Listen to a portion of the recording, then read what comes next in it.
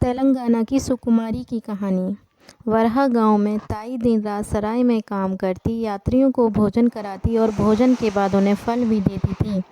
वह यात्रियों को कहानियाँ भी सुनाती थी, जिससे यात्रियों का मनोरंजन होता था। यात्रियों को उसकी कहानी सुनकर आनंद प्राप्त होता था, इसलिए वे अक्सर उससे कोई कहानी सुनाने का अनुरोध किया करते थे। कोई कहानी तो सुनाओ ताई, एक यात्री ने आंगन में बैठी ताई से अनुरोध किया। हाँ ताई, कोई कहानी सुनाओ। तुम कहानी सुनाती हो तो यूँ लगता है कोई वीणा बज रहा है।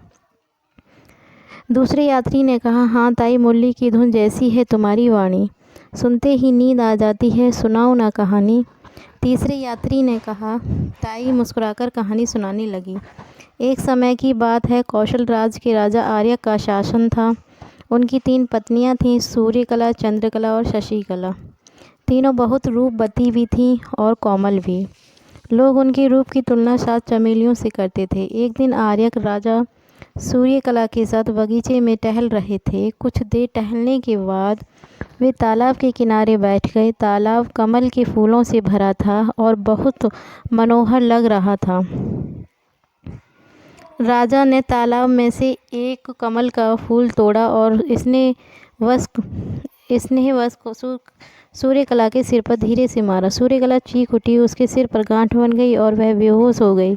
सारा परिवार वहां इकट्ठा हो गया। महाराज, सूर्यकला को क्या हुआ? उसकी सखी ने राजा आर्यक से पूछा। राजा ने घटना का वर्णन कर दिया। ओह महाराज, आपने क्या किया? क्या आपको ध्यान नहीं कि सूर्यकला बहुत नाजुक और कोमल है? सखी ने कहा। रथ पर डालकर सूर्यकला को अंतःपुर ले जाया गया। वहाँ राज्य चिकित्सकों ने उसकी चिकित्सा शुरू की और विभिन्न प्रकार की मंजरियों, मलहम, तेल आदि का उपयोग करके उसे स्वस्थ किया। उसके प्राण बच गए। राजा ने उसे विश्राम करने की सलाह दी और उसका सिर कोमलता से सहलाकर अपनी दूसरी पत्नी चंद्रकला के पास जा पहुंचा।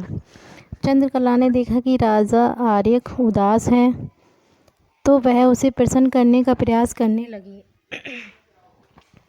चंद्रकला की हंसी से आर्यक की मनस्थिति में थोड़ा सा बदलाव आया। दोनों झरोखे के पास बैठे थे। चंद्रकला ने आर्यक के हृदय पर सिर रखा हुआ था। महाराज बताइए, आज रात आपकी क्या इच्छा है जो मैं पूरी कर सकती हूँ? उसने पूछा। राजा आर्यक ने चंद्रकला के मुख की ओर देखा। वह कुछ कहने ही वाला था कि बादलों में छुपा चांद निकल आया। झरोखों से चांदनी की किरणें चंद्रकला पर पड़ी और वह मूर्छित होकर गिर पड़ी। राजा आर्यक चिंतित हो गया और चिल्लाकर पूछा, कौन है वहाँ? एक सेविका भागती हुई आई और पूछने लगी, क्या हुआ महाराज? राजा ने उत्तर में खिड़की की ओर इशारा किया। चंद्रमा। सेविका बोली और खिड़की के पट बंद करने लगी। चंद्रकला अत्यंत नाजुक है महाराज, बहुत कोमल है, चांदनी को वह सहन नहीं कर पाती। इसी वजह से महल के सभी दरवाजे बंद रखे जाते हैं। महाराज, झरोखी भी। आज यह झरोखा किसने खोल दिया? सेविका बोली। सेवकों को बुलाया, उन्होंने चिकित्सकों को सूचित कर दिया। चिकित्सा शुरू की गई। चंद्रकला को मलाई लगाई गई, फूलों की पंखुड़ियाँ लगाई गईं, उसकी सेहत ठीक की गई। चंद्रकला को होश आ गया। उसने महाराज की ओर देखने के लिए अपनी आंखें खोलीं। राजा आर्यक ने धीरे से मुस्कुराया। उन्होंने उसके गालों को धीरे से सहलाया और अपनी तीसरी पत्नी शशिकला के पास चले गए। शशिकला को मंदिर जाना था। राजा उसे मंदिर पहुंचाने के लिए गए। राजा आर्यक घोड़े पर सवार थे और शशिकला पालकी पर। चांदनी रात थी। दूर कहीं धान की कटाई हो रही थी, जिसका स्वर वातावरण में गूंज रहा था। राजा को धन कूटने का स्वर संगीत के तरह मधुर प्रतीत हो रहा था। राजा मंदिर पहुँचे। वहाँ पहुँचते ही कुछ सेवक दौड़ते हुए उसके पास आए और बोले, रानी के हाथ में घाव हुआ है। घाव? कैसा घाव हुआ है? राजा ने पूछा। महाराज, दूर कोई मसलों से धान कूट रहा था। उसकी ध्वनि रानी शशिकला सहन नहीं कर पाई और रानी की हथेलियां कुमलाकर लाल हो गईं। घाव बनकर खून बहने लगा, सेवकों ने बताया। राजा आर्यक आश्चर्यचकित हुए। दौड़कर वह शशिकला के पास पहुँचे। शशिकला के हाथों को देखते हुए उसकी आंखों में आंसू भर आए। शशि, राजा ने पुकारा। महाराज कहते हुए शशिकला आर्यक के हृदय से लग गई। राजा ने उसके हाथों को पकड़ा हुआ था। शशिकला के हाथ में सूजन था, घाव था और खून बह रहा था। शशिकला की सखियां दौड़ती हुई आईं।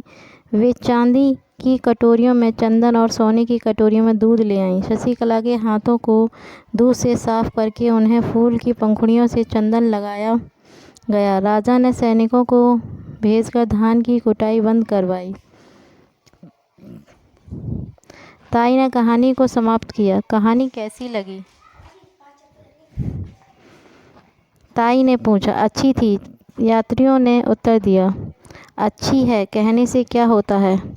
सूर्यकला, चंद्रकला और शशिकला, इन तीनों में से असल में सुकोमल कौन थी, ये बताओ, ताई ने पूछा। सभी यात्री सोच में डूब गए। वे आपस में चर्चा करने लगे। थोड़ी देर बाद उन्हें उत्तर मिला और कहने लगे, सूर्यकला को फूल से चोट लग गई, चंद्रकला चांदनी से कुम्हला गई, शशिकला के साथ हुआ वह परोक्ष था।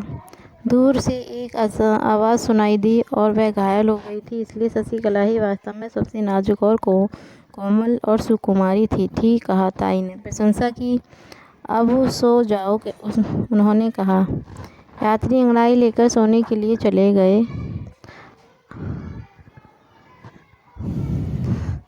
आशा है आपको यह कहानी अच्छी लगी होगी। अगर पसंद आई हो तो लाइक और शेयर अवश्य करें। धन्यवाद।